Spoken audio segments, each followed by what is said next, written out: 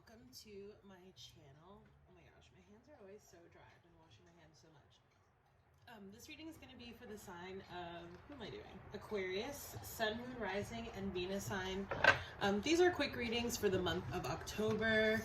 Just going to get a little 5-card spread here using the Cosmic Tarot. We'll get an Oracle guidance card and then think of a yes/no question for the end. Okay? I know I sound like a little nasally. Ooh, look at that, the Lovers. I don't know why. Maybe it's allergies. I'm not really sure.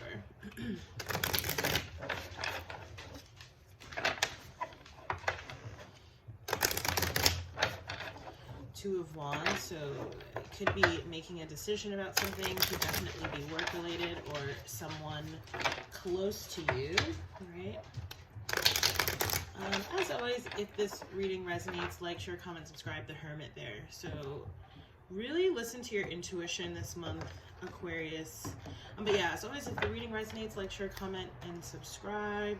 We definitely could be moving towards some type of commitment, establishing a foundation of some sort. Okay, interesting energies surrounding you here. Yeah, I do see like some sort of decision-making energy. Okay, again, could be someone around you. You have the Death card, Scorpio energy transformation with the Ace of Cups. So this could be talking about obviously the heart space as well. Okay, and at the heart of the reading, you have the Four of Wands. To me, this always signifies like moving into some sort of, you know, stable or solid direction. Okay, for some of you, this could be talking about moving in the direction of deepening a commitment around a relationship, possible marriage in the not so distant future. I'm seeing communication about this or around this could be happening right now, or maybe this is something that you're thinking about, or again, someone around you may be thinking about, but I do see communication coming forward, okay?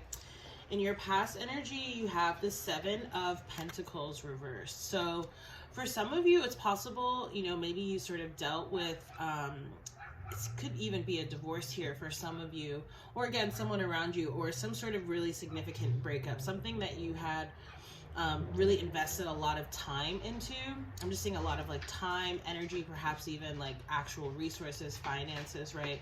Others of you, this could represent some type of job loss. But again, if that happened, it seems like you're really working to rebuild here, especially with the King of Wands at the bottom of the deck. Taking action, going after what you want, okay? I am seeing this need to, because oftentimes I get sort of like a little bit of a controlling energy off of this card. So if that's you, you know, I think it's like it's this message a little bit of like lighten up a little bit. So again, could be you, could be someone around you. Again, I do see communication, right, with the King of Swords here, especially air energy. So it could definitely represent you, Aquas. You know, but again, this could be something that you're thinking about communicating towards someone else, or someone else towards you. You know, I'm just getting like needing to, again, we saw that Two of Wands, that's my dog, needing to sort of make some type of decision, okay, or communicating here around some type of decision. And to me, this King of Swords is, it seems like, you know, possibly there's confusion in the situation. Maybe there's a lot of options, okay? Or, you know, it could be tied to this, because if you notice here, you have 2 sevens here in reverse. So I'm getting this really strong message of paying attention to, like, your spiritual side, or any sort of, you know, spiritual messages that you receive. Because, again, there's, like, major transformation energy here with the Death card, Scorpio card, okay? This could be things that are sort of playing out over the next couple of months as we go into Scorpio season.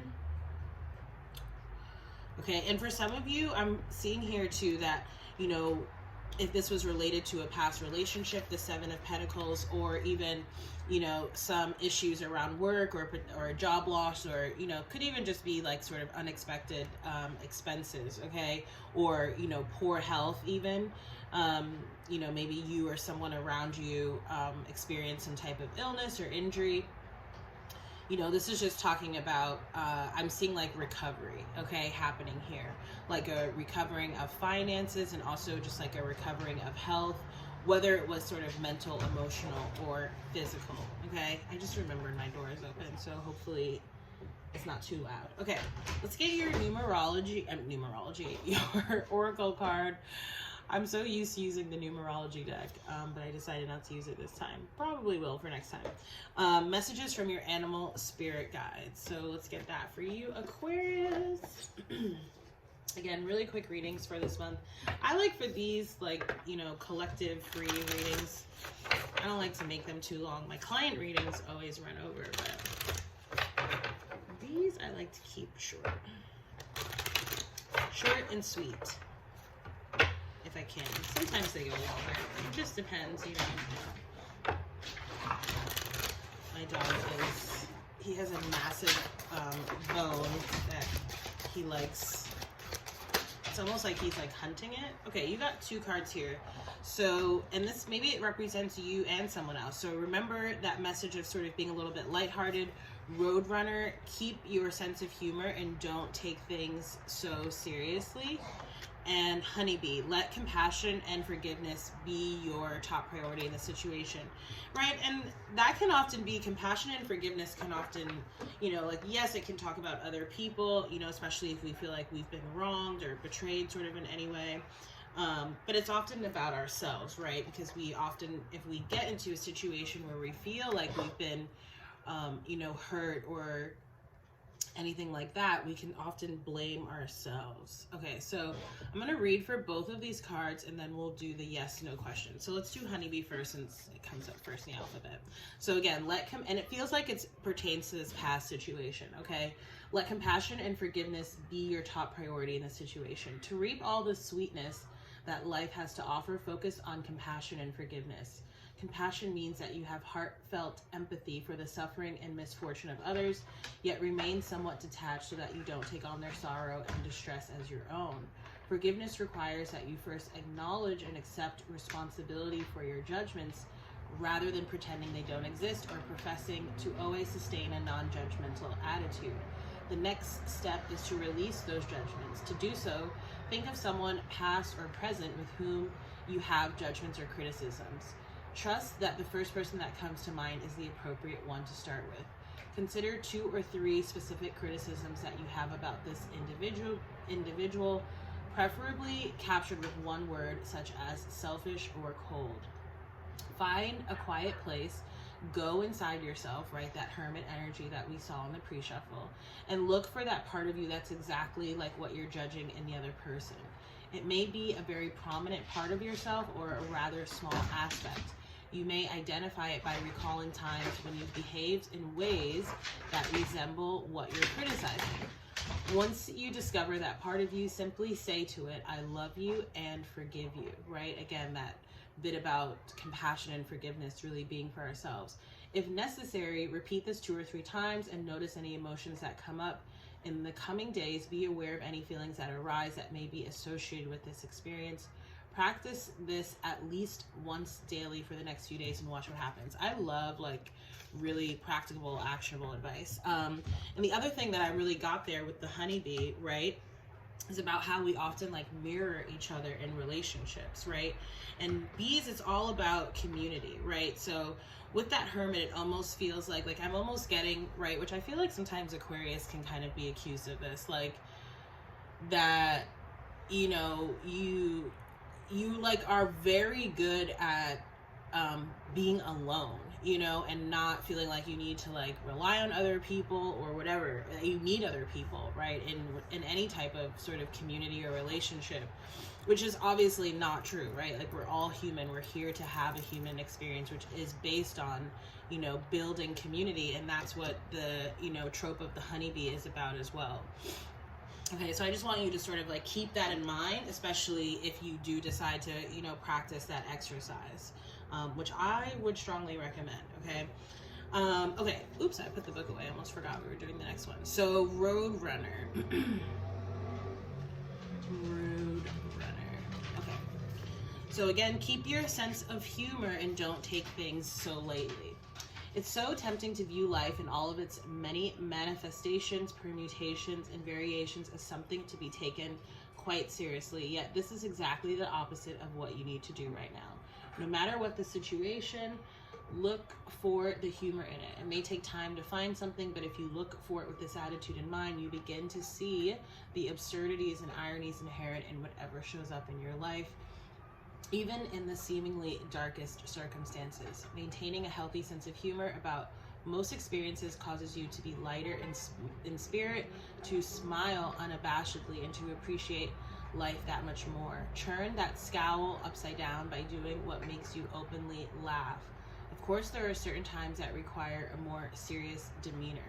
Tragedies or traumatic experiences don't call for cheerfulness and humor.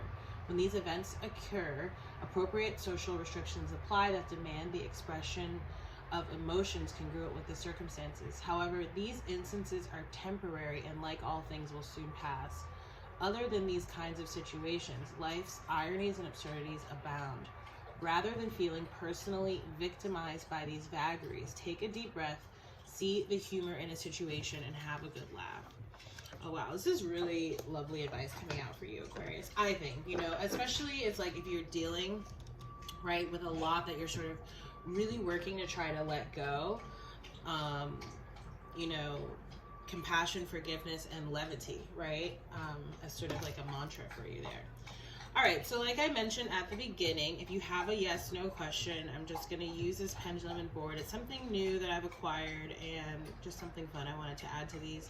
It is also a service that I provide on my site. I think it's like the cheapest service on there because obviously it's really quick. So if you have a yes, no question, think of it now in your head or think of it out loud.